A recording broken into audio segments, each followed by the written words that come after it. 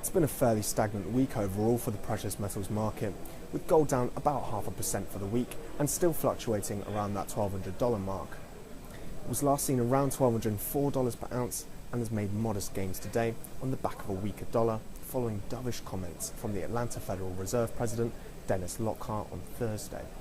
He said that murky economic data might not create the ideal environment to make a major policy decision, which ultimately dampens the prospect of a near-term interest rate hike in the US. Data out of the country over the coming months has increased precedence because its Federal Reserve is on the verge of raising interest rates. The current market consensus is that rates will rise in the second half of this year, although this is a moving target that will ultimately be dictated by the likes of jobs and inflation data. On the subject of inflation data, the CPI figure out of the US today came in as expected at 0.2%, as did the core number. Elsewhere, observers will keep a close eye on Greece. There are renewed fears that the country may not meet its financial obligations, following comments from IMF Managing Director Christine Lagarde at the spring meeting in Washington.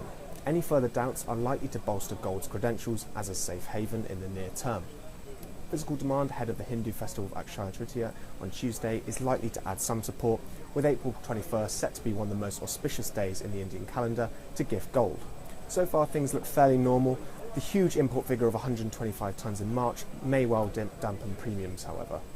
It is worth keeping an eye on China also. The disappointing GDP figure earlier this week, a 6-year low, could prompt the country's central bank into introducing some form of stimulus, which may add some fluctuations into the marketplace. In other metals, silver followed gold higher. It's up to around $16.30 per ounce, despite those large production figures from the world's largest producer earlier this week. The PGMs have also been performing modestly, platinum up to around $1,160 and palladium higher at $780. The gains come following news that Eskom, the state-owned power producer that is responsible for about 95% of South Africa's electricity, has rationed power supply for the 5th day in a row on Thursday. This will affect many of the country's mines, with rolling blackouts likely to hamper some production forecasts. This is Ian Walker reporting for the Bullion Desk down here at the London Metal Exchange.